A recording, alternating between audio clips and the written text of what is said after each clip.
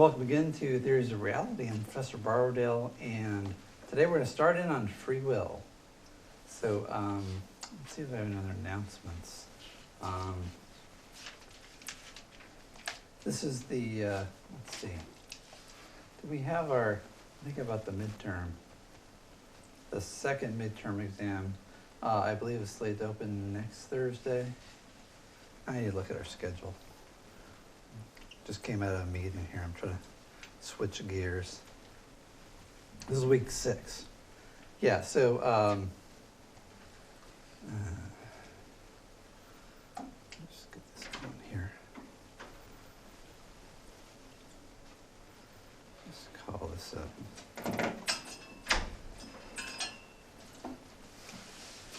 Middle. Where they hide middle? That's over here.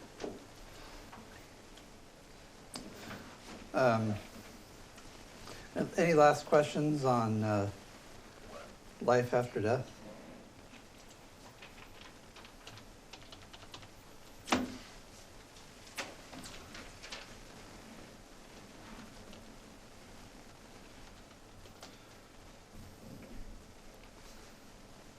We don't save this.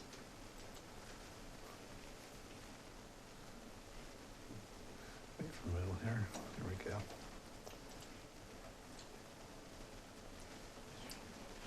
Didn't.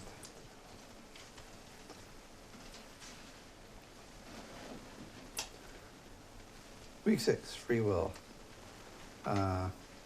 Yeah, so week 7. So the exam will actually open on next Tuesday. So Tuesday of week 7, you'll have till through week 8 to finish it.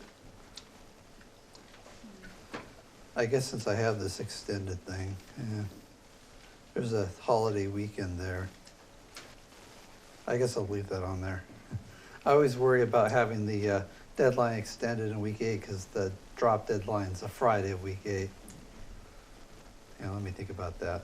Okay, so we'll be doing free will, and then that will be our second exam will be based on life after death and free will.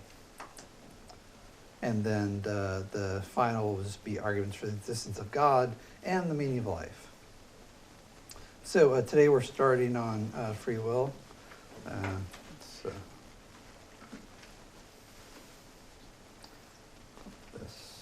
that's not what I want.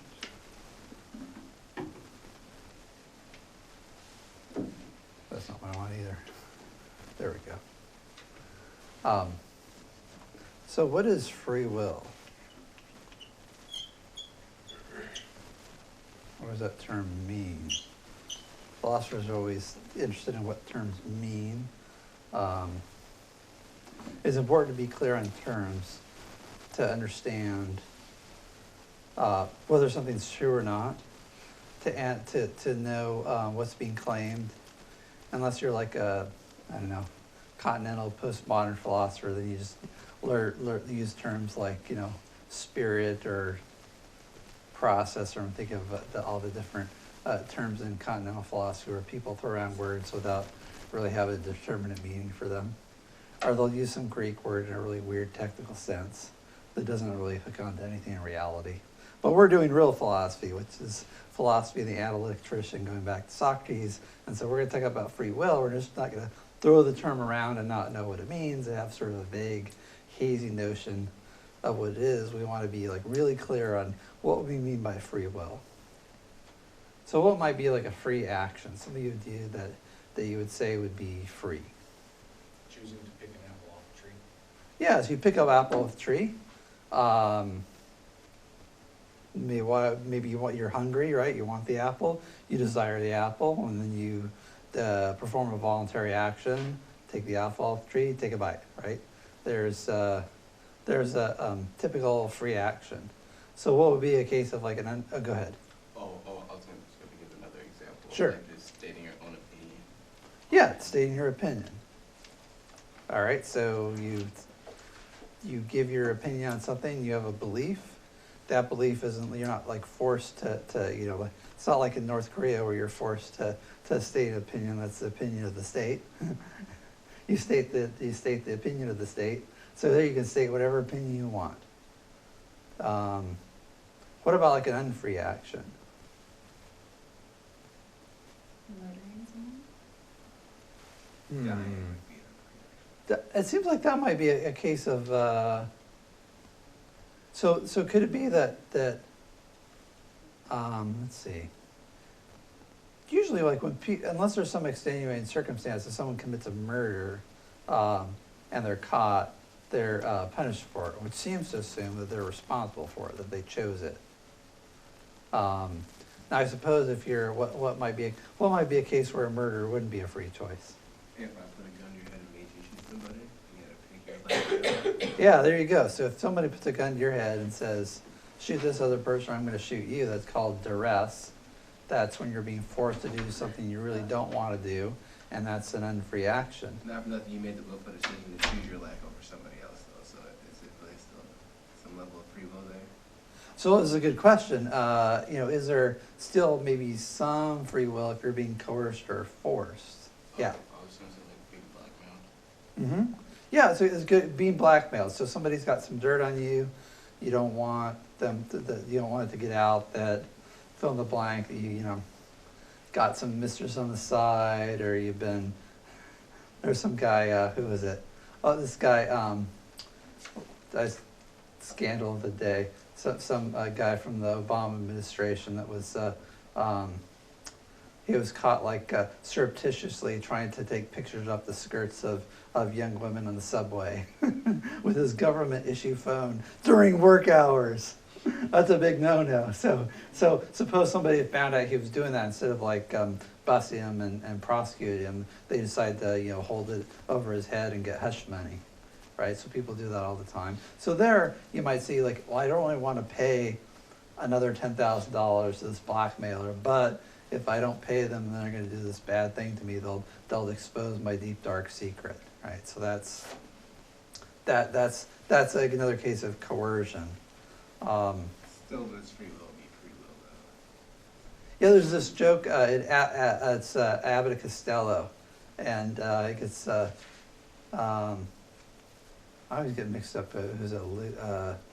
Bud Abbott is he's being held up by a robber. The guy points a gun at him and says, "Your money or your life," and he's like, "What's the matter? Did you hear me? Are you deaf?" And he says, "I'm thinking it over," right? But it's a joke that he's thinking it over, because is that a real choice, right? It seems like give up your money or you're going to be killed. People are going to choose to want to preserve their life. I think I'd probably die for them. Yeah, so I mean, I suppose the third choice might be try to change the terms of the exchange and grab the guy's gun or something like that. Now, it seems like a lot of those actions, there might be cases where like an action might be free, an action where it might not be free. And typically people think coercion, even if maybe you have some sort of free will in maybe a technical sense, really it's not free in the same sense of when you actually choose something. And we'll look later on, there's a view called compatibilism that says that really what makes a difference between a free and unfree action is that case of coercion. If somebody is forcing you to do something, someone's manipulating you, holding something over your head, threatening violence, or some sanction, that doesn't really count as freedom. And that the difference between a voluntary and involuntary action is just whether you're being coerced. But what about like cases when there's no coercion? Under what conditions would you be free? What does it mean to say that your action, to say pick an apple off the tree? Suppose nobody's holding a gun to your head and saying pick an apple off that tree. You just do it because you want to do it. Or think of something else you might do. Suppose suppose you have this big test coming up, right? And your friends want to go out and drink copious amounts of alcohol and play loud music and maybe dance, maybe get in some trouble later on, engage in some delinquent behavior. and call it a night, right? And stay out all night and party. And you say, well, I got this big test coming up tomorrow and I want to do well on it, but you really want to go out with your friends and have some fun. So let's suppose you go out with your friends and have some fun, and you know, the next morning you're like, you get to the test late, you're hungover, and you totally bomb it, right? So now would that be a free act?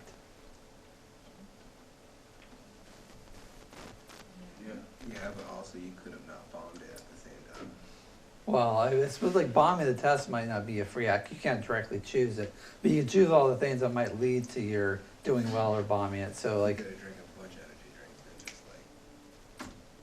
and just sat there for a few hours. but you didn't study, right? So the part is you have to study the night before. So it's not just being like hungover. It's also getting there late because you woke up late because you were hungover, and then like not spending the night studying, but instead going out with your friends. It would have been coercion from your friends to go out instead of studying.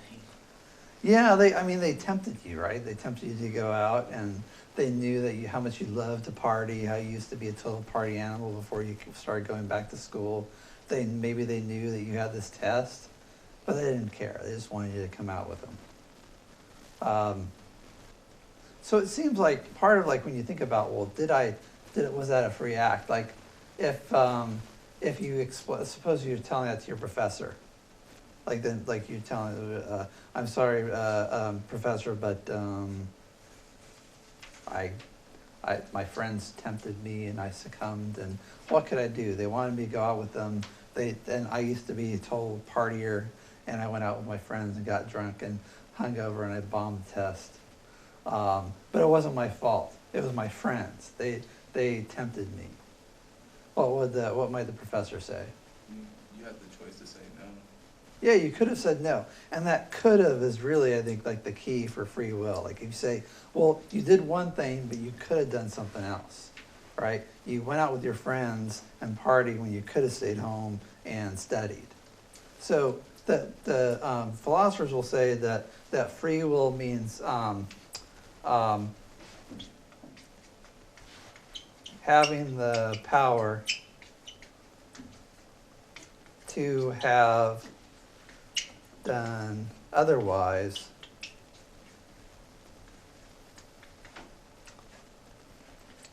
under identical circumstances. So this last thing is key here, circumstances. So the idea is if you had studied, if you had stayed home and studied, you would have gotten, and you got there on time, you would have gotten a better grade, right? But you didn't. So what in fact happened was you went out and partied, and you didn't study, and you were hungover during the test, and you bombed it. But you didn't have to do that. You could have done something else. And if it's true that you could have done something else, then you have free will. So that's like the definition of free will. So it's having the power to have done otherwise under identical circumstances. Now, what if the circumstances have been different? Well, it seems like, imagine like you, under different circumstances, you might have done something differently, right? But that's compatible with determinism. Maybe some later examples will show that's the case. So, so imagine like, well, okay, what if your friends say, let's all go and study at my house, and they have like this big study session. Everybody's studying for their respective classes. Then everybody shows up and does well. Well, it still might not be free will. It could be that, the determinists are right and that you're just like a victim of peer pressure, everything, social conditioning, and that you didn't have free will in that case there. So if you're thinking about whether an action is free or not, you're really, you're wondering whether I could have done something differently. So imagine like if it was literally the case that you couldn't have done something differently. Then it'd seem like you wouldn't have freedom. And maybe this study example is not the best one. And maybe not plausible because you think, well, I have the power to study or not study, that's up to me. But maybe some of the other examples might be drilled down a little bit deeper. So this is the definition of free will, having the power to have done otherwise under identical circumstances. So then the view called libertarianism says we do have this power. And we might qualify that like in some cases. So there are at least some free actions. So the libertarians say there are some free acts. And then the determinism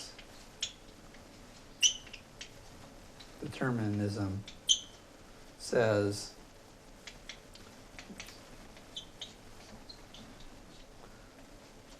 there are no free acts.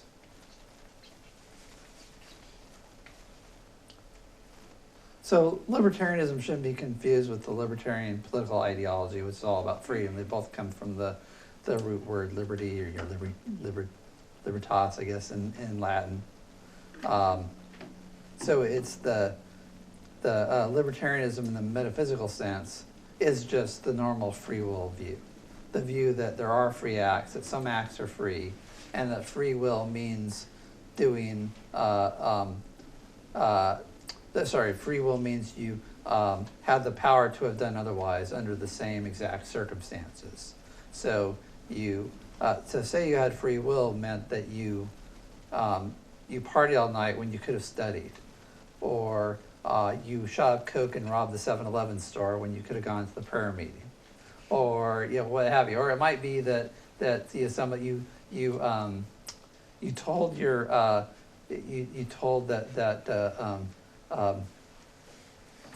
person that you're enraptured with how you really felt about them on Valentine's Day in 2018, and you lived happily ever after, right? Or it could be that February 15 comes by and you couldn't get the courage to talk to that person, and it was the love that was never to be, right? So that's and the idea is that it's a free act if looking back on it you could have done something else. If it's true that you could have done otherwise, then that's a free act. If it's not true you could have done otherwise, if under the same circumstances there's only one thing that you could have done, then the determinists are right. There are no free acts. And the determinists have a bunch of different arguments for this that we'll look at today. They say if you really think about like the fact that we live in a world of cause and effect, and that we live in a material world where the laws of physics have no exception, you'll see that free will is an illusion.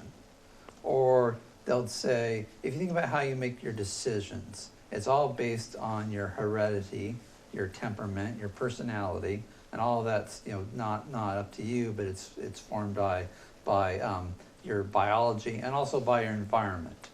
And those two things are responsible for all the decisions you make. It's your culture, your society, the family you grew up with, your socioeconomic status in life. All those things determine how you make your decisions. Or they'll say it's your subconscious mind that, unbeknownst to you, there's all this stuff going on beneath the surface that's really responsible for your everyday decisions, and that often you'll do something without really understanding the real reason why you did it, which is your subconscious mind kind of pulling the strings. Or another thing they'll say it's fate, or God, or the stars, or there's some sort of metaphysical or spiritual force that determines everything that happens. But they'll say that you don't have the power to have done otherwise. So given the same exact circumstances, there could only be one outcome. So that's the determinist position. And then later on, we'll look at this compatibilist definition. So why do we call libertarianism libertarianism? Why don't we just call it free will? Well, it's because the compatibilists have this kind of different definition, which was actually, you guys kind of came up with at the beginning, which is free will just means not being coerced. And if you take that definition of free will, maybe it's compatible with the idea that everything's determined. But that's going to be at the end of the section. So let's just look at free will being the power to have done otherwise under identical circumstances. Do we have that power? Are there any free acts? And the determinists will say no. Let's just look at the first argument. This is the argument from cause and effect. So it's from, I'll just put determinism in the material world.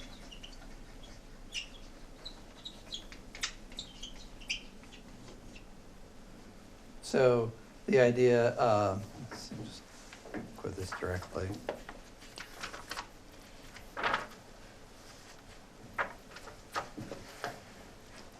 This is on,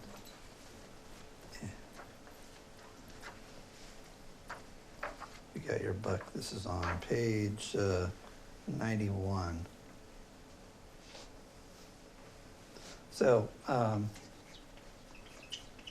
matter is determined.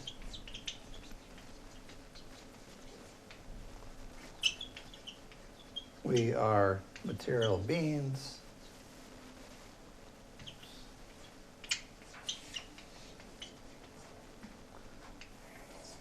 Therefore, we are determined.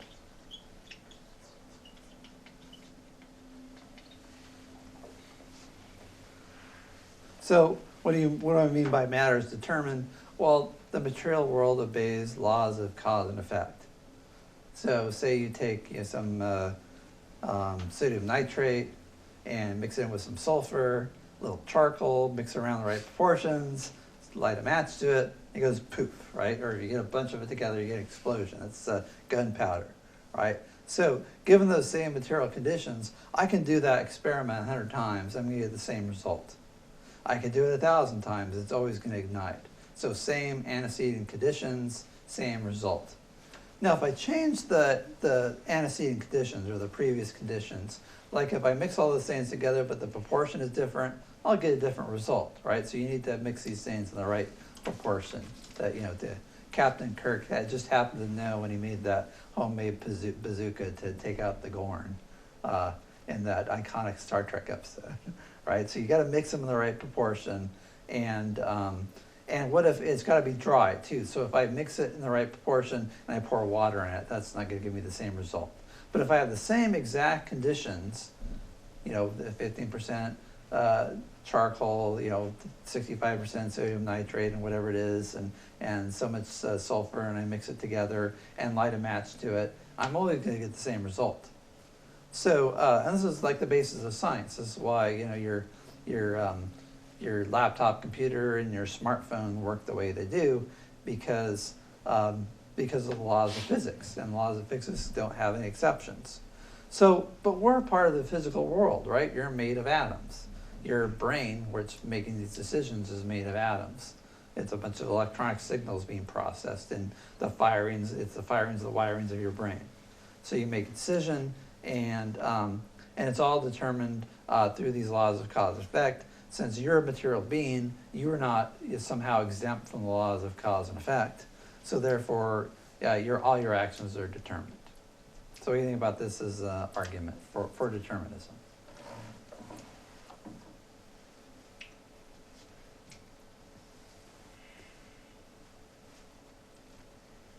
It works for stuff, but not necessarily people all the time. So why would a person be exempt from the laws of physics? Like I can't defy the laws of physics and fly, and without the aid of some wings or something. Yeah. So like we're like always changing, like our personalities are always changing. So one thing that we would have done at one time we probably won't do at another time. But with this, they're like set, so they're not changing. So you're saying like the way people like change their character might seem to show that they're free. Yeah. Yeah, we see all the time people turn over a new leaf. They go from being like one kind of person to another kind of person. It seems like they choose to reform, And sometimes they really do. Sometimes they relapse, but sometimes people actually make a change of character. It seems to go against this idea of determinism. But I think that so the determinist, what's he gonna say about that? Well, he say, look, this is, you're talking about psychology, right? Psychology. Where does psychology come from? Well, psychology really boils down to biology. Stimulus response. Biology boils down to chemistry. You know, it's brain hormones and biochemistry and the state of your brain. And then chemistry really boils down to physics. And physics is deterministic. So it's not like you can be exempt for the laws of physics because your brain is just 2.5 pounds of matter that's really complicated and does all these things. But you're not exempt from these physical laws that govern the movement of electrons across the synapses of your brain and so on. Yeah. When we formulate ideas and develop just like overall concepts in our life, and we change those as we experience different circumstances, and when we make decisions, I personally don't think of that being previously determined. I think of it as a new formulation of something inside me that then makes me act a certain way, and that will lead to something happening. But this is saying that because of my chemical makeup, everything in my life is determined. Yeah, it's like you think that, as Valentine's Day comes up, and you think, oh, it's, you meet a special someone, and it's true love, and your heart goes pitter-patter, and you feel that you were meant to be, and maybe you make sweet, passionate love on Valentine's Day for the first time, and you feel bonded to that person, and you feel like you'll be together for the rest of your lives. Well, like the scientist is going to come along and say, look, this is just like, this has to do with like your social conditioning for what you find attractive. There's probably some like subconscious basis for the type of person you find attractive. And then it's biology, it's basically your human reproduction. It's the evolutionary imperative to reproduce. And then we have this thing called pair bonding. So those feelings you have, that's like oxytocin, it's vasopressin, it's and those bonding hormones that make sure the couple stays together so that their offspring is raised and has a better chance of surviving. It's all chemicals in your brain, and it's all evolution, and maybe partly mitigated by culture and Valentine's Day and the sort of the mythos of romantic love. And it's all it's all stuff that's imposed on you. It's the environment in which you live. You might think that it's coming from you, but really part of it is coming from you, in that you're a biological being with these sort of inherent proclivities. But also it's the culture and your the social context in which all this is happening. But what you experience as true love is as evolution and culture and biology, but basically all this stuff boils down to physics. It's molecules in motion. You might experience it differently, but it's the same. So the same thing about you're making basically, I think, an argument from intuition.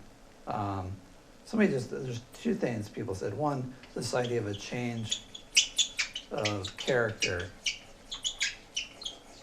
And this other objection is this idea of intuition. Intuition. These are going against determinism?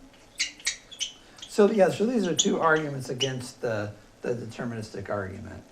So one, this idea that a person can change their character, but the question is, why? And the determinist is going to say there's always going to be a reason. Oops. And then that reason is going to be the cause. The reasons are causes. So, why, let's suppose you got some some kid in the inner city, and he's growing up, and there's gangs around him and violence, and some of his friends have dropped out of schools and are selling drugs and making lots of money and living the good life, and he's kind of peripherally involved in some delinquent activity, and then he ends up reforming and going to college and becoming an upstanding citizen, and his friends all end up in the prison or the gutter or the grave, right? They're all and so then the question is like, well, why did he change his character? Did he just make a free will choice one day, suddenly woke up and decide, I gotta change my life? Yeah. I mean, I think he didn't so much change his character as he probably changed the stimulus that caused that reaction in his character to choose those decisions. And I still think it's a determined decision. Like, maybe throughout this, like, having bad friends, more and more often he kept getting segregated from them and like being exposed to different stimuli, which like reacted to who his core character was and allowed him to have the ability to go different way. I think it's deterministic. So I feel like his environment is what's causing it. Yeah, maybe he's had like a teacher that takes him under his wing and encourages him. It might even be, some people like going back to my Star Trek episode, some people say Star Trek saved my life. It got me interested in science, and maybe it gave me hope for the future and encouraged me. It could have been some really bad consequence, like he gets busted for shoplifting or something like that, and sees the disappointment on his parents' face and feels ashamed and resolves to change his life. But the determinist is going to say that's reaction to your environment. That's like you get negative feedback, and you get somebody early on before they do something really bad, it becomes a pattern. You get a pattern interrupt and a wake-up call that's going to change things. So the determinist will say that why didn't he go the same way of all his friends that end up in a bad way? And they would say, and people that believe in free will usually point to people like this, right? They'll say, well, just because you're born under certain circumstances doesn't mean that you're doomed to failure. What it means is you always have free will to rise beyond your circumstances. Look at this guy. He's an engineer. He went to college. He worked hard and studied and overcame his obstacles, and not like these other friends. But I think the determinist will say there's something different about that guy, something that happened to him, or something about him maybe genetically. Maybe he has an aptitude for math and science that his friends didn't have. Maybe he has a positive role model. But there's got to be something. It can't just be random. So they would say that there's always going to be a reason why that person that defies the odds or doesn't fit the mold or rises above his circumstances, there's a reason why he does things differently. So Yeah. what if there were two different people in the exact same life, living all of the same experiences and circumstances, but somehow one of them were to turn out differently? I know that's not really possible in any way, but that's just kind of like where this is taking my brain. Yeah. So I think they will say, and maybe I'll put this intuition thing on the They're next different page here. genetic makeup predispose them to different decisions. I suppose it's difficult because no one's exactly the same, right? But the idea is, if you look at like the particular person, you could say, well, why does one person fail? And maybe like as expected, right? If you have a person born in difficult circumstances, and another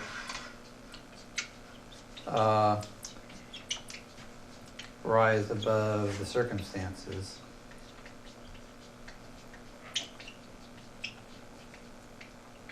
And so people want to say it's free will, but I think the determinists will say, if you look at those people, you're always going to be able to find something that makes them different. And they would say that you should look at this like the chemistry experiment, right? Oh, so I was taking physics. It was a very challenging class. I was like a junior, and because I wanted to take driver's ed, because I wanted be able to drive a car. I ended up moving my schedule around. I'm like, well, I'll take physics in my junior year and chemistry in my senior year.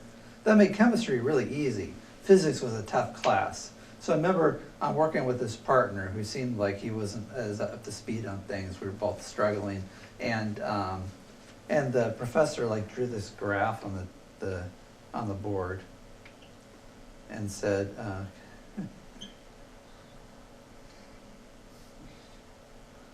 and something like that, right? And so he draws this graph on the board, and he says, "Okay, everybody see this graph? If your graph looks like that, you're doing something wrong." And the graph is supposed to look like this. So we were just completely, we had it wrong. Now the question is, if you looked at everybody else's graph that looked like that, our graph looked like that, we were doing something different than those other people were doing. So there's always got to be some explanation of why if like everybody else's graph looks like this and yours looks like this, chances are you're doing something different than what they did, right? Otherwise you get the same result. The same thing if you have like a chemistry experiment where you mix together certain chemicals. Let's see, so charcoal, I'll get the example. Charcoal, is it sulfur? What's the thing, is it potassium nitrate? I think it's potassium nitrate, not sodium nitrate, it's the salt. Saltpeter, potassium nitrate. So, so you take these three things, right? Sulfur, and then you light a match.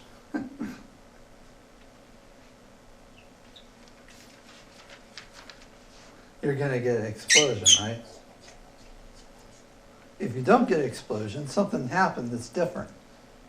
You didn't get the mixture right. You measured wrong. You're doing it in a damp condition. Maybe the temperature is different. Maybe your match isn't like as burning as brightly as the last time, right? It's like if you have, if a gun misfires, right? Something's gone different. The gun's malfunctioned. It's something happened in that gun that's different than the gun that's firing normally. If you have a firecracker and you light it and it's a dead, then something's wrong with that firecracker. Like maybe the fuse didn't go all the way in. So, and it's the same thing with human beings. So if you have like a person, so here's some guy. So like mom's like she's like a meth addict. Right? Dad doesn't know who his father is, right? So no father in the picture, single parent household, mom's a drug addict. So then we have growing up in a impoverished neighborhood, substandard school,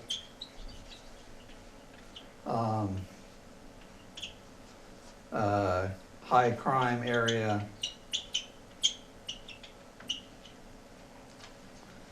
environment. So, how do you expect this kid's going to turn out? Maybe let's put in something else, some kind of traumatic experience. Maybe he's like abused in some way by his mom's no good boyfriends. So physical abuse, let's put that in there.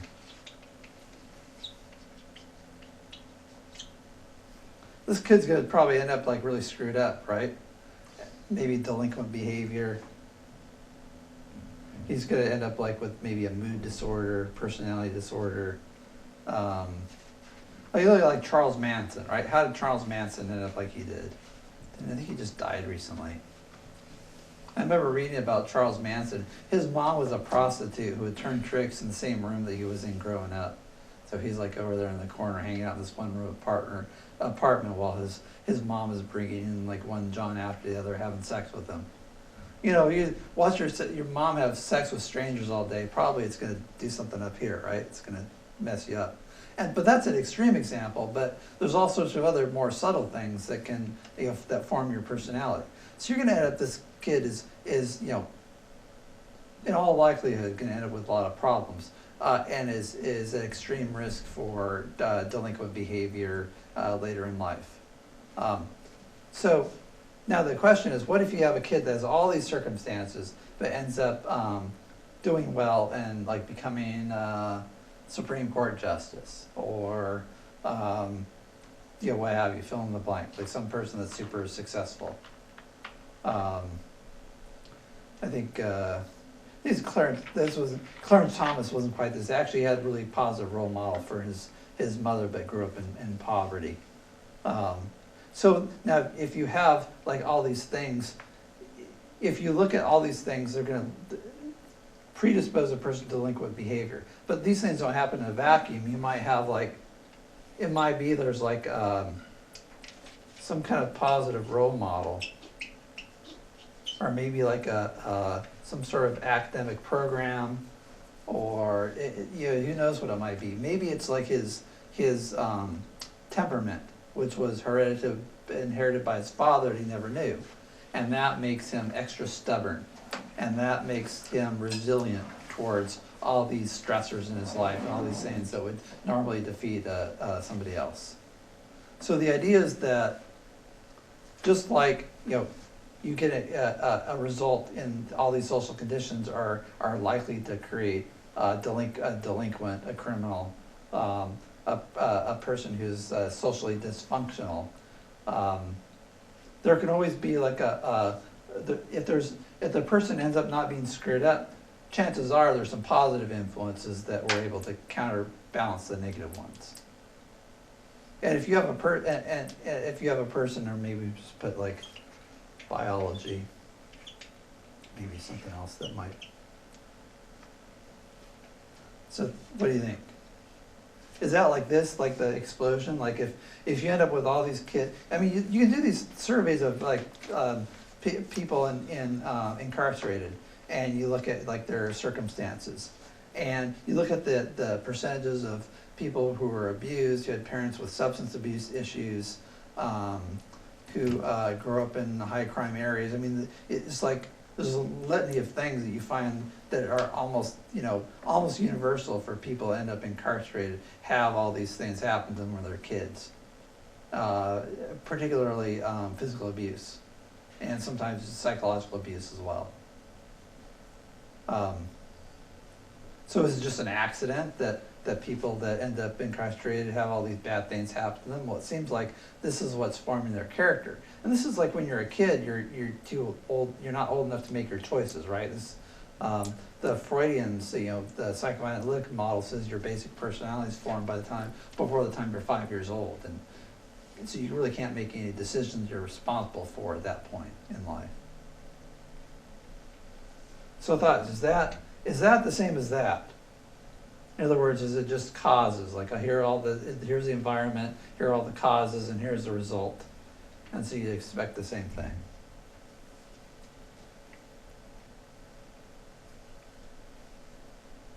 Okay, how about this? Have another example. You take a dog, right? And so you have a dog, and you randomly beat the dog and punish it. And you also like randomly reward the dog. And whatever the dog does, there's almost no correlation between when he does things, like when the dog's punished, it's just sort of random. And the dog, and you beat the dog and starve the dog, and occasionally reward the dog, but not for any particular reason. How do you think that dog's gonna turn out? Skittish. Confused. And actually, that dog's gonna bite you. Dogs that end up treated like that, they become, they basically get like a doggy personality disorder. They have there's no, like, you can't, like, it's a biological imperative when you're growing up to try to figure out what things to do to bring pleasure and what things to do to bring pain.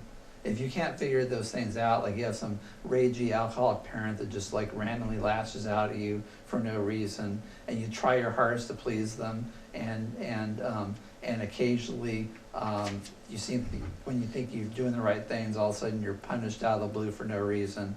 It really messes you up. You end up with mood disorder, and you also get internalized anger and rage, and often violent and antisocial behavior. So this is one of the things about bullies. Bullies in school are usually abused at home, and then because they're being dominated at home, and because they live in this chaotic environment, and because they have all this pent up rage they can't vent because they'll be punished for it, they take it out on a target they can't defend themselves. You even see this with, like, I remember I had this, I had a pug. I treat the pug really well, so I don't recommend you do this to a dog. You should treat animals humanely like one of the families. But, Mr. Peppy was his name, and he used to like sleep on the bed next to me with his head on the same pillow. And so, but occasionally he'd do things he wasn't supposed to, get into the trash, and I'd tell him no, right, in a firm voice, and he didn't like that because I was disapproving him, and I was the apple of his eye, right? So I'd tell him no, and I'd tell him stay out of the trash. And he knew he wasn't supposed to get in the trash, but sometimes he couldn't help himself. And so what would he do? Well, he had like this little plush toy. And when I told him no, and he was, bad dog, and he was being scolded, he'd go find that plush toy and start humping it, right? Even though he was fixed, right? What was he doing? Well, he's trying to dominate this creature that's smaller than him. Why? Because he's being dominated. People do this too. Like people who are abused as children and mistreated look for others to mistreat. That's how human psychology works. And human beings are just really smart animals. And so the determinists will say, look, it's no different for us. It's these social forces. It's the environment that you grow up in as a child. This is going to determine your personality, whether you're properly socialized, whether you're a good person or a bad person. Yeah. So where does intuition come into this? Oh, let's get to that right after the break. I'm going to take our break on time.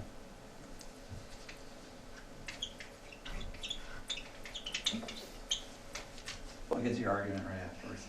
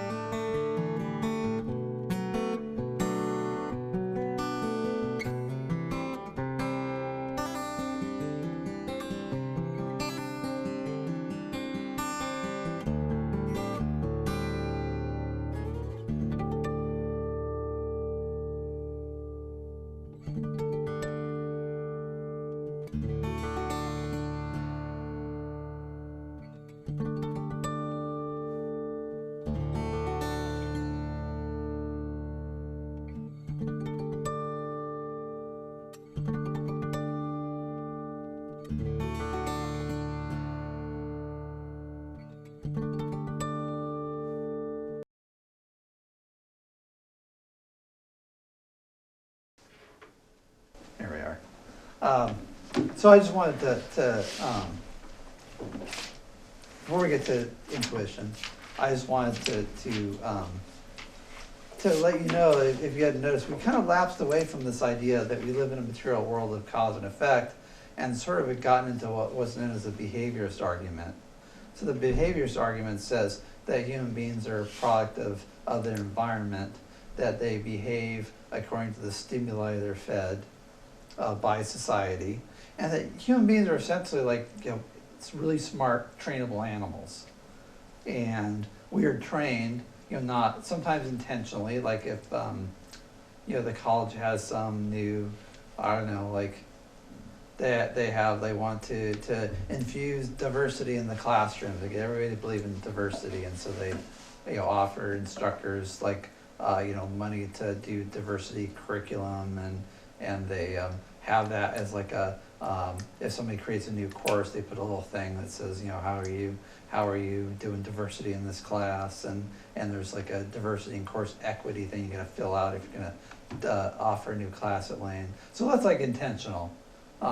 Maybe they do like public service announcements where they nag you about eating your vegetables, or there's a national fatherhood initiative that has cute stories of like children talking about how important a dad is.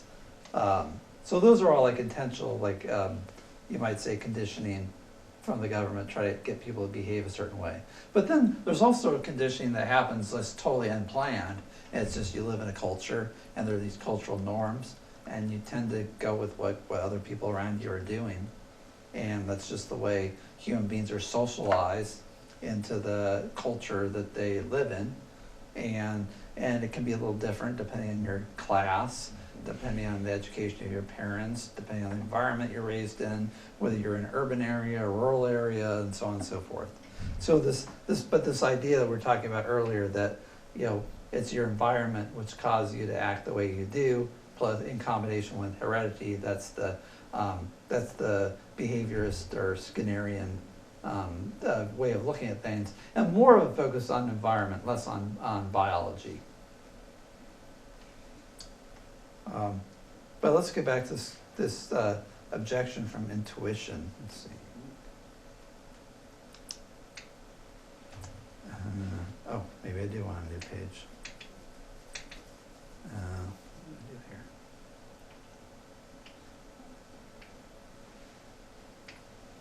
So intuition. So it seems like, this is an argument for free will. It seems like from the inside, like from your first person experience, it seems like you really are making choices. So, first person experience.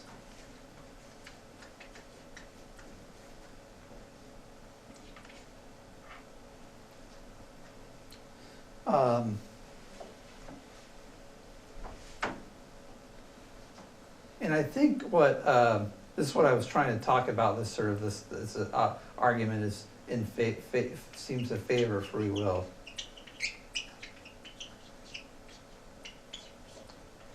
But the determinist is going to say,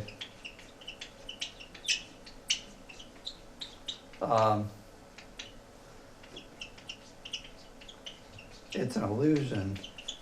And they might point to this. This is why I was trying to go at, maybe I wasn't making this clear. E.g., romantic love, as Valentine's Day is coming up, equals, evolutionary biology.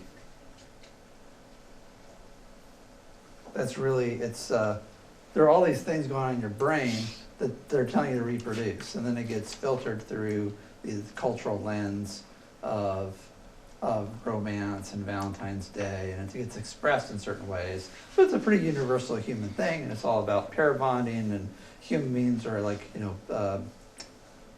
I suppose we'd say, it's monogamy with dalliances is sort of the way that human beings seem to be built. And so that, like from your first person experience, you might feel like you're in love, but what's like the scientific picture? It's just based on biology. So, and I think what the determinists will say, your intuition isn't always reliable on what's going on. You might feel that you're in love, but really what's happening is its brain chemicals are going crazy, and it's a biological imperative that's driving you to find a mate. Even though it might feel like fate, and it might feel like true love, the real picture is less, what's the word, more mundane and less inspiring, say. That's what the materialists would probably say. Now, I suppose, like, the materialists aren't always cynics, so they might say, well, what is romantic love? Well, it's wonderful and it's great, but it's all based on these sort of, things that aren't under your control. Now, I suppose that's a case where maybe it's not really a free will choice, so maybe that's a bad example. But this hits to this idea, intuition is not always reliable. But what were you thinking about when you're thinking about, like, intuition, like it really, like it feels like you're merely making a decision, that it's up to you? Is that sort of what you're thinking? I guess just feeling off of, kind of when I have an intuitive feeling, I guess I don't see it as predetermined. It's more like I assess the situation and make a rational decision based off how I feel in that moment. Uh-huh. Yeah. And that's like this idea of is also deliberation, which we'll talk about later on too. Deliberation. That's when you sort of weigh the pros and cons, you look at your environment, and then you make a choice. And it seems like that choice doesn't feel like it's predetermined.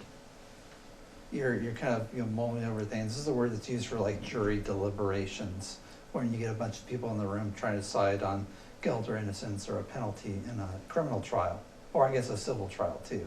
So you have people arguing amongst themselves, But deliberation in an individual person means you're just kind of like mulling it over in your head, you're weighing the pros and the cons and trying to figure out what you should do.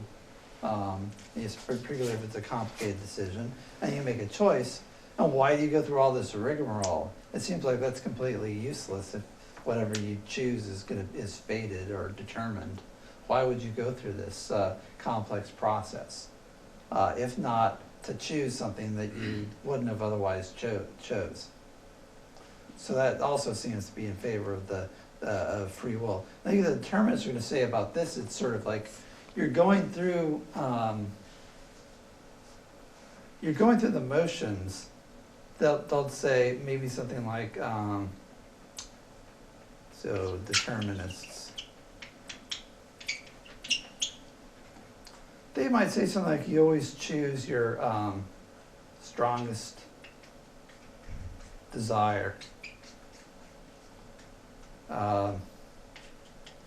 And that comes from previous conditioning.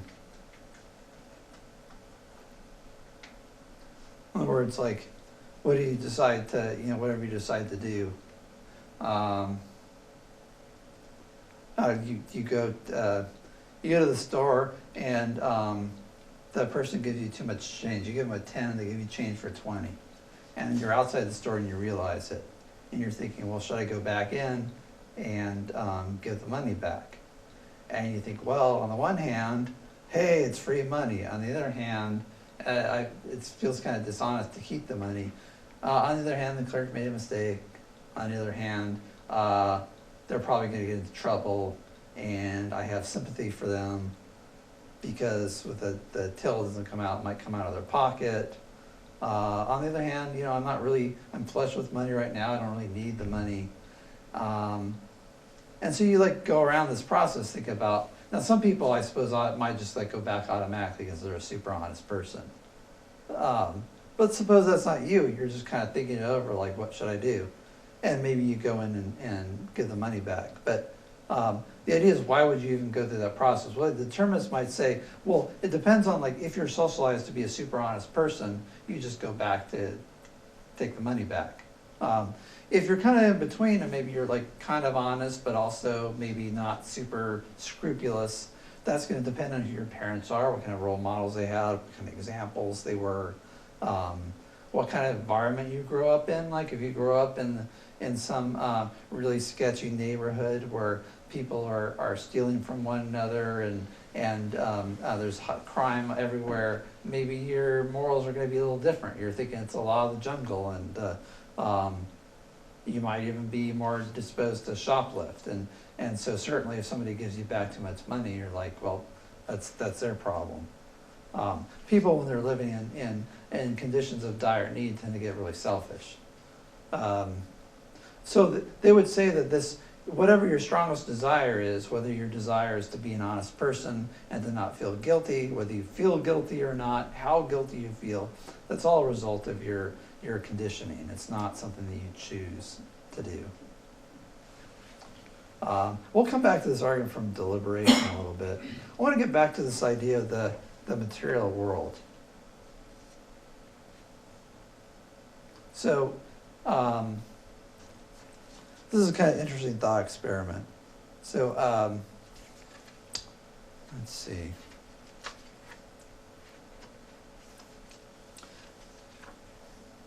Imagine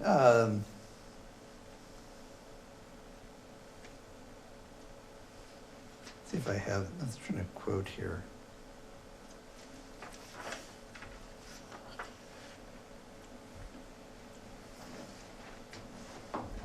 Well, just think about this. Imagine you knew every fact. Imagine you knew every fact about the universe.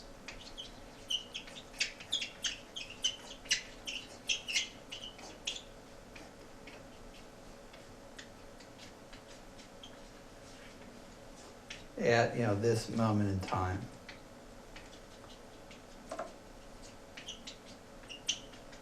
just sort of a snapshot of the universe. You knew every fact about everything. You knew the position of every molecule, every atom, every electron. You had all knowledge. The laws of physics. You have omniscience for this moment in time. So what else might you be able to know on the basis of that? So what else could you deduce?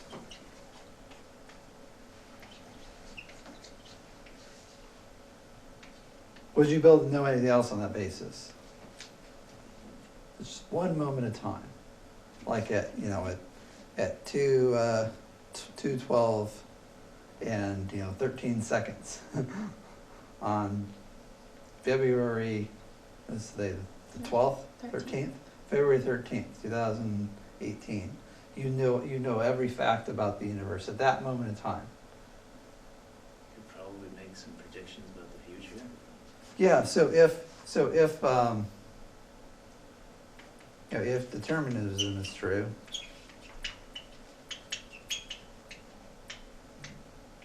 is true.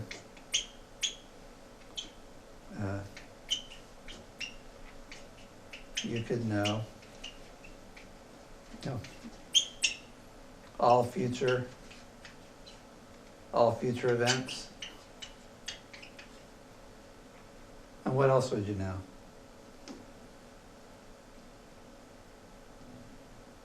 How about all past events? Right, you just extrapolate backwards. I think this is Baron Dahlbach or Laplace said this, that if you knew all present facts, you could know all future facts and all past facts, right? Because the laws of physics are the same. You know all the states of everything now, and you know how, and so you know all the principles about how it got there. And so you'd be able to extrapolate back and also predict all future events. So another question is, well, why can't we even, why does Nate Silver know that that Hillary's going to get trounced in the election? He's this guy, he has this blog. People still pay him like millions of dollars to make bad predictions about things. And he's not alone. Like people make poor predictions about all kinds of things, particularly about what human beings are going to do. Well, they would say that it's the poor predictions are based on the fact that the world is very complex.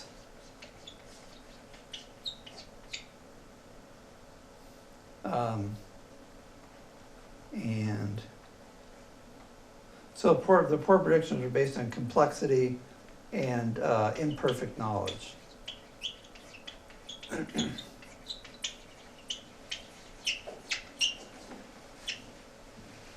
So you can't know what the human beings are going to do about anything, right? If you have imperfect knowledge of the world, your predictions aren't going to be good. So human beings are super complex. Like I'm taking a course in political science now, and we're talking about democracy theory. And why does in some countries does democracy just seem to break out, and in other countries it doesn't? And there's actually been these 3 waves of democracies that have started like from like the late 19th century onward, where you have these 3 distinct waves where you have democracy breaking out in the United States and Europe, and then going to Latin America, and then over into to Eastern Europe with the fall of the Soviet Union, and then over into Asia, and then we thought maybe in the Middle East, and then it seemed like it kind of petered out in the Middle East. So the question about like why did democracy sort of go in these waves, and why does it cluster regionally? Why does it seem to catch fire in one region, and then all the other governments turn democratic? And then why, after you get a bunch of democracies emerge, why do some of them, but not all of them, revert back to autocracies? And so social scientists get super interested in like why these things happen. But to try to figure it out, it's really super complex. There's all kinds of different theories about it. And to know like what even groups of people do is really difficult. To know what an individual human being is going to do is almost impossible. But it's not because it's not determined. It's just because there's just so many factors to figure out. Like you think about, I don't know, think about like diet, right? What diets are the healthiest? Oops.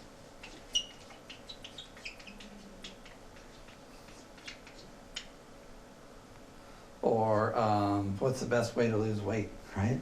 There's all kinds of different questions about this. And you have these large demographic studies. This is something that's studied a lot, but the knowledge of this is really imperfect. And it seems like it's always changing, right? One day they say something's going to give you cancer and kill you, and the other day they tell you it's perfectly fine. And it's because like people that eat super healthy, like what are they different from other people, like to begin with? Can you think of like you get like a person who's I don't know, like somebody who's like a total vegan or something like that. They don't eat any animal products at all. So what would they likely be different from the general population? Yeah. Besides being sad and depressed and I had heard of, there's a family in Italy or something. They eat really fatty foods and they all smoke or chew tobacco, and they're perfectly healthy because they have genes that are, genetic mutation is different from the normal, I guess. Yep. Yeah, they're the lucky ones. So there might be some freak genetic factor, just like found out like, I don't know, like 15 years ago or something like that, they figured that out, that there might be people with a certain gene that keeps them from getting heart disease. That's a useful thing to know. But you look at people that don't have that mutation, and the question is like, what diets are people going to do the best on? The problem is you say, okay, well, look at all of these people who have the super healthy plant-based diet. Why are they doing so well? But then people that have the super healthy plant-based diet, they're like really hardcore. And so they're likely to be doing all kinds of things that your average person doesn't do. Like they're probably not going to smoke. Although I remember some guys in school, they were hardcore vegans and they smoked, and it just seemed so weird. But they were like ethical vegetarians. But they tend to, like, if you got a person who's a vegan, they're probably going to be otherwise more health conscious. So then you got to figure out, like, okay, you got to ask a bunch of questions to figure out, is it the fact that they're into Eastern religion and they meditate all the time? If you just study Buddhist vegetarians in China, it might just be their low stress lifestyle and meditation that's making them have less heart disease. Is it a sense of community because they're more likely to live in a commune? Is it that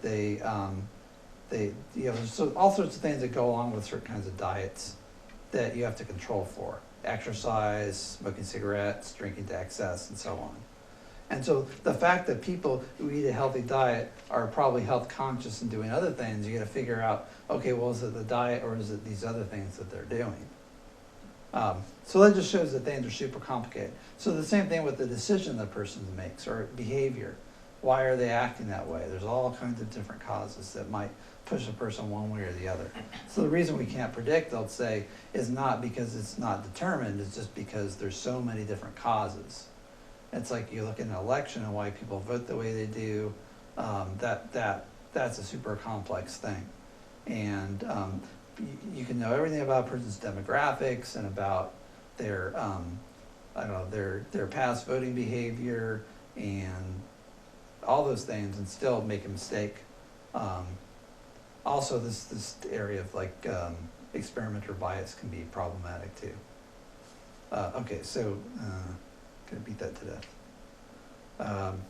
So that's the argument for materialism. Can you think of what would be like an argument against the argument from materialism? It says we live, and I keep on getting away from this.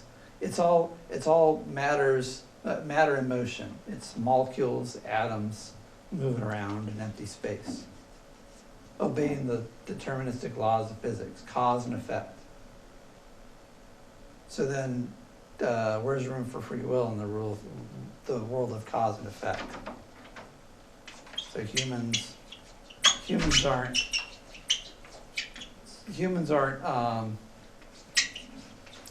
above and beyond cause and effect. We live in a world of cause and effect. We are subject to the same causal laws as, the chemicals, as rocks and trees and all the other physical phenomena. Even though we're living creatures, we're built on, chemicals, and biology is biochemistry. It's all physics. It's all atoms and molecules. Our brains are all operate according to chemical energy. So what do you think? How would you argue against this idea that the material world is determined, so we have to be determined too? Well, I guess there are lots of things that are like 80% effective or 90% possible, but very rarely like 100%. Maybe, that percent, however small, could affect our free will or whatever. So you're thinking, so how would this work? Like if we say it's all a material world, how would that work? Because it seems like you do, like you're in chemistry class, like if, I don't know, like your instructor says, okay, you mix these two chemicals together and it's gonna turn green. And you say, but what if it turns blue? And he's like, it never turns blue because blah, blah, blah. He gives you some chemistry explanation. And then he asks, why would you turn blue? And you say, I don't know, maybe it just sort of happens, right? It seems like, all right, how do you know if you didn't do this 1,000 times, it might turn blue on like the 1,001th time? And he would say, look, the laws of physics are this, these are the chemicals, here's what they do, we've observed it repeatedly, we understand why it does this thing, this, copper dioxide or whatever is the byproduct is green and it's not blue. And if it looks blue to you, maybe you're colorblind. And they would see, your instructor would say, look, it always happens this way. The laws of physics, the laws of chemistry have no exceptions. That's why we can do science. That's why airplanes, fly, right? It's the laws of physics. And it's equals MC squared, and yeah. Doesn't this all go back to where you stand as far as materialism, dualism, and idealism? Like, one could be an idealist and argue that we aren't merely just cause and effect. We have a spiritual substance that can influence our thoughts and actions. Excellent. So you could say maybe we're not, objection, we're not, and you could say purely, if you want to be a dualist like Descartes, material beings, right? So you're denying that second premise that we're material beings. And Descartes had this idea that you're an embodied soul, and that the laws of physics will describe your physical body, but what goes on in your mind is totally different than the world of matter. That, what is it, the old joke, right? What is mind? No matter. What is matter? Never mind. Right? So it's your mind is an immaterial substance, and so it is not subject to the laws of cause and effect. So if you're talking about biology, then fine. It's if you try to figure out like how to be healthy, it's all biology, biochemistry, material world stuff. But when you're dealing with the human soul, the human spirit, and psychology, and making decisions and having thoughts, that's all that's all based on free will. Your soul has free will. And Descartes actually argued that because your soul is not subject to laws of physics, that you have free will. You can choose to do one thing or another, and it's up to you. It's not determined by the laws of physics. So that's one way you could go. And you could just deny, you could be either a dualist or an idealist who says it's all spiritual substance, and that the material world's an illusion. Another thing you might say is this idea that matter's not determined. And it turns out, if you look at new, quantum physics, so there's this indeterminism. So there's actually indeterminism in physics. And as exemplified in Heisenberg's principle of uncertainty.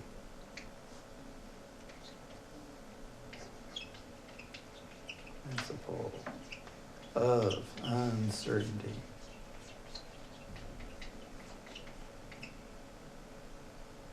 Now, there are other physics things that show like indeterminism, but the Heisenberg's principle is a good example. So it turns out in physics that you can either know how fast an electron's going, or you can know where it's at, but you can't know both. So you can know its velocity, or you can know its position, but you can't know both its velocity and its position at the same time. And why is that? Well, there's a certain interpretation called the Copenhagen interpretation of Heisenberg's principle of uncertainty that just says that it's because there's indeterminism in the very fabric of nature, that you can't in principle determine how fast it's going and where it's at, because it's not determinate. And so the way these things are modeled is, you think about like, instead of like an electron in a shell, it's more like an electron cloud. And there's the probability the electron is a certain place at a certain time going a certain speed. So the uncertainty principle says that you can't tell in principle where an electron is and how fast it's going at the same time. And so that is part of modern physics that says there's this element of indeterminism in physics. So like there's this like relativity is the same way. Like there's this force equals mass times acceleration. But Einstein said it's not that simple. There's actually relativity. It makes things super complicated. And so it's, plus junk. So like there's a bunch of stuff you have to add to this simple equation.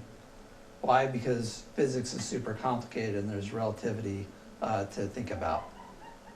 And there, I suppose you could mention chaos theory. There's some chaos going on next door. And there's all sorts of things in nature that aren't determinate. You look at like chaos theory governs trying to model like how a cloud of smoke moves or a cloud of water vapor. And people try to model it, and there's certain patterns, but it's not predictable. And so, so Karl Popper actually makes an argument about physics. And he says it's more like clouds, not clocks. So he says you look at modern physics,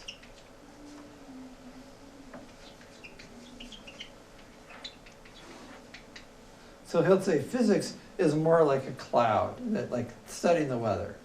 He picked clouds and clocks because they're alliterative. So he says you look at trying to figure out like where clouds are going to move and what they're going to do. Predicting the weather is notoriously difficult, and yet some people think they can predict what the climate's going to be like in 100 years. But but trying to figure out like what the weather's going to be next week, it's not an exact science. It's always a matter of probability. And he says that's the way you should think about physics. It's all based on probabilities. So don't think about physics as being like a clock ticking away meticulously so that things always happen in a certain determinate orderly way.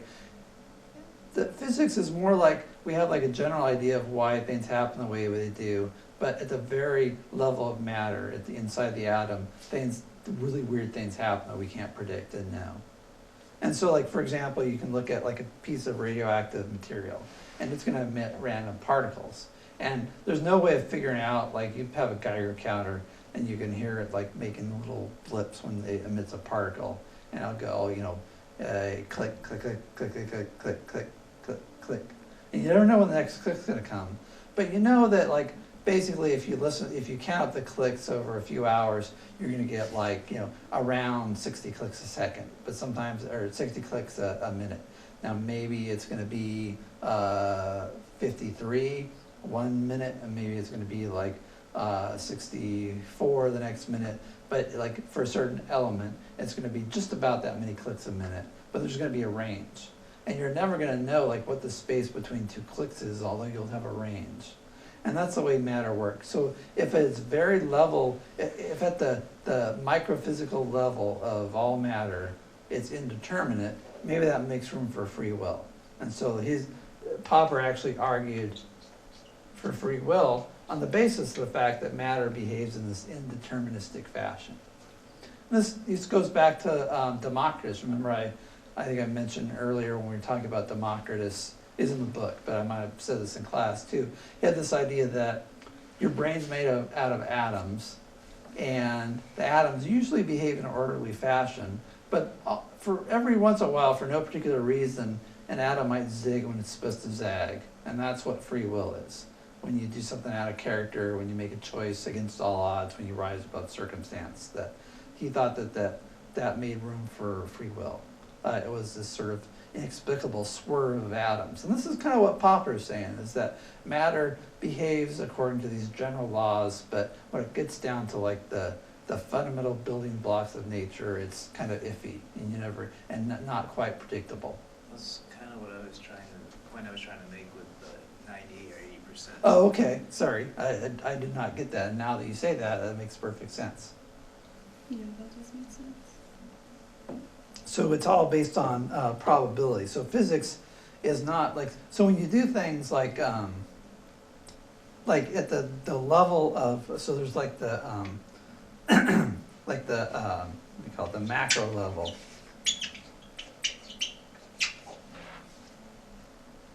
So there you get regular,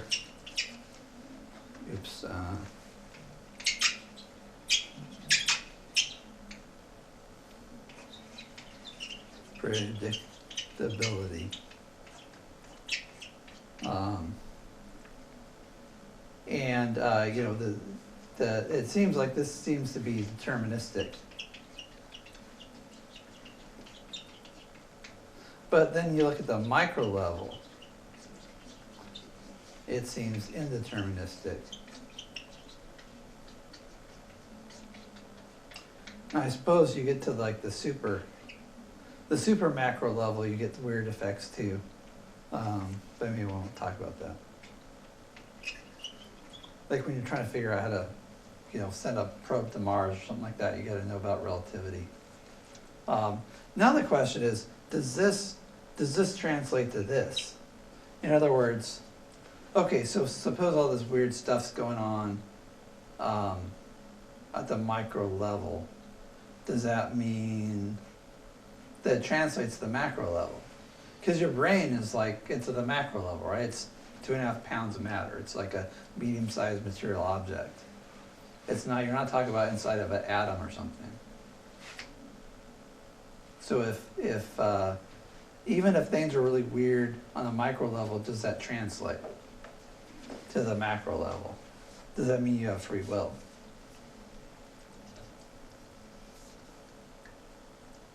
So, a lot of small changes can amount to one much larger change, maybe? Yeah, it seems like it's sort of, you get this weird thing where it in individual levels it might seem random, but then you get aggregates together, you get enough.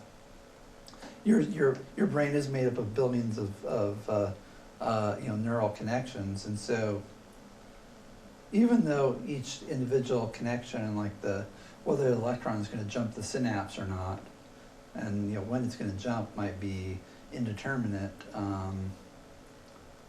You can do psychological studies, and people get pretty good at predicting what people are going to do. And then you deal with like a group of people, you get really good at predicting what they're going to do. But if you just look at like the molecular story, it seems like stuff that happens at the macro level is predictable, at least in the physical sense. Human beings, it seems like you make a good argument that they're just super complicated, and that's why we can't predict as well with them. But when we're dealing with like chemistry experiments, they always turn out the same way. So these weird micro level things are going on with like a chemistry experiment too, though, right? Yeah, So go ahead. would a micro level be an individual, whereas macro level would be a group of individuals? So like when you have like a human, like the species of human, you Mhm. take that and then you do all of this weird predictability and like this is determined because of all of these things that have already happened with the human species, but then you go down to an individual's life and you go through like, this doesn't really add up, or this wasn't predetermined or something. Would that be a micro? Well, what I mean about micro and macro level, like to say micro just means like subatomic. So you look like inside an atom. What's going on inside the atom? Okay. Well, you look inside an atom and try to figure out what's going on there, and it gets really weird. And you can't really predict what's going to happen. And it looks like it's just random. But you look at the macro level, which is sort of like, some medium-sized objects, and, so like say, an atom to I suppose an atom is a medium-sized object. But you look at things that are like just, things that can be seen with the naked eye, say. Mhm. Those seem like super predictable. So even if the stuff that happens at the subatomic level is not predictable and seems random, when we put a bunch of these atoms together, it seems that at the macro level, at the regular medium-sized object level, everything looks is predictable. So it seems like if you just go on the materialist premise, that these micro changes don't necessarily show you're going to get macro level uncertainty. Or unpredictability. So just because you can't predict things at the subatomic level doesn't mean you can't predict things at the regular level, at the non-subatomic level, at the superatomic level. Mhm. Right, so it seems like this argument from physics doesn't really work, because even if the fundamental building blocks of matter are indeterministic and behave randomly, when you put a bunch of those together in the normal world that we live in, full of medium-sized objects, things are super predictable and seem determined. So that would be the argument. So the indeterminism in subatomic physics doesn't necessarily translate to indeterminism at the level at which our decisions are made, which are happening, in our brains, which is a medium-sized object. Let's move on to the behaviorist argument we were talking about earlier.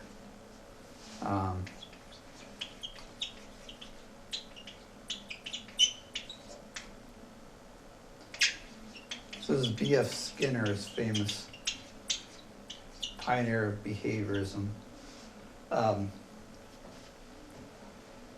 So Skinner wrote this book called Beyond Freedom and Dignity. And he says, people are hung up on this idea of free will.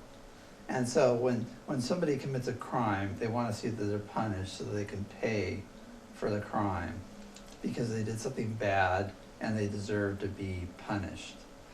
And nobody's really thinking about rehabilitation. Nobody's thinking about why did the person do what they did. Nobody's thinking about how can we get them not to do it the next time.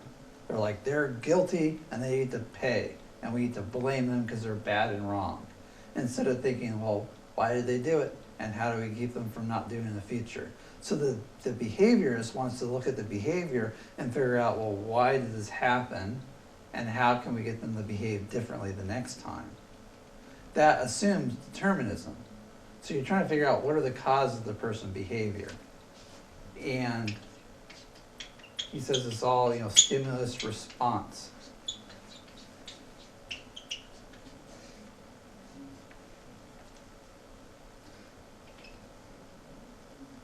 And this idea of, and so he's in favor of this sort of idea of social engineering versus blame and punish. Now you can negative reinforce behavior, and there's room for punishment, but you don't punish a person because they deserve it. And maybe I'll put the word rehabilitation. We're going to put the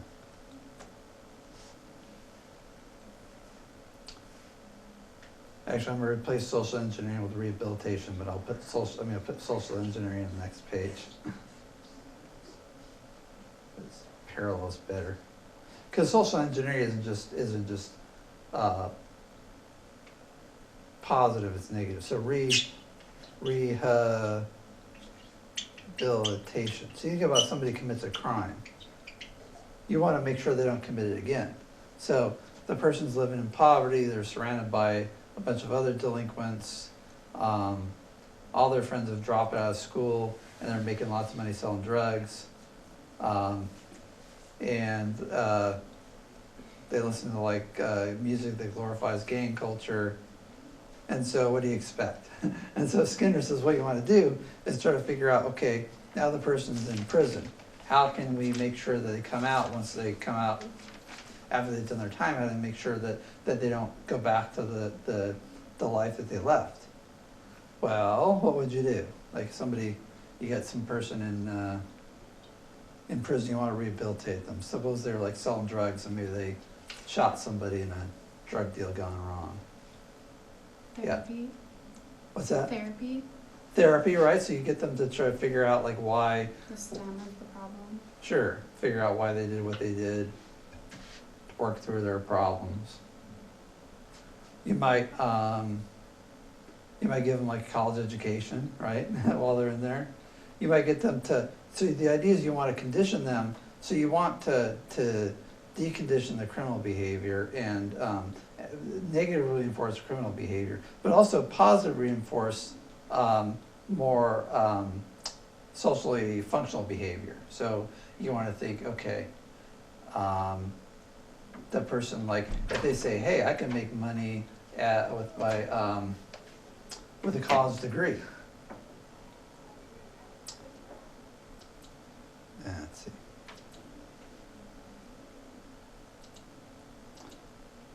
If somebody wants to chime in class today, let's see if I can.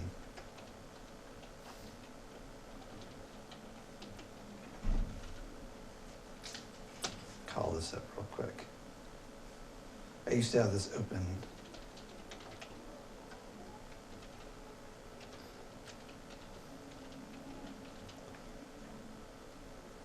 Get that right.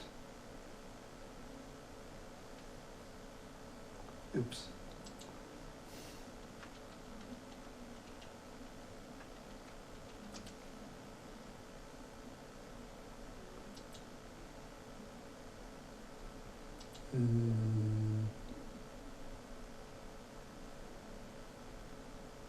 I wonder if they meant middle message.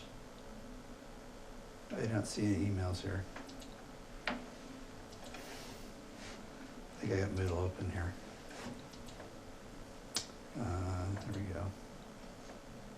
go. Oh. That might be in the live class thing. I'm not sure if I'm set up to look at that. I'm gonna have to wait till next time for the email there. Sorry about that.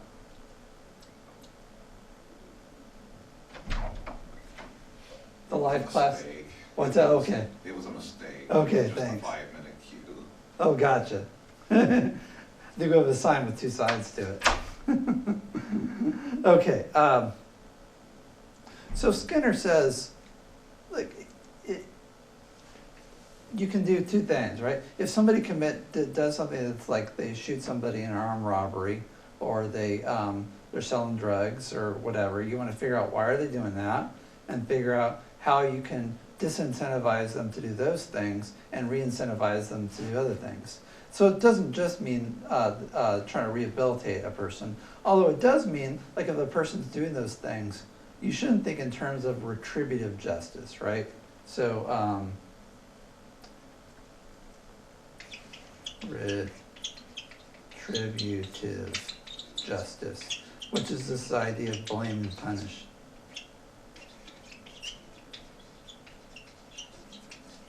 That doesn't do anybody any good. And furthermore, it's based on this idea that people are responsible for their actions, which Skinner says is an illusion. That's the dignity part, the idea that you're responsible for your actions. So Skinner would say, like, the criminal is no more responsible for his actions than you are. And that, if you look at the criminal, why is he doing what he's doing? Well, it's because his genetics and his heredity, which he has no control over, or genetics and conditioning. So rather than punish a person for something they couldn't help but do because they don't have free will, you should try to figure out how to rehabilitate them so that they become a functional human being again. Now, against that idea, think about this, a case of the reckless driver versus seizure victim. So you think about this reckless.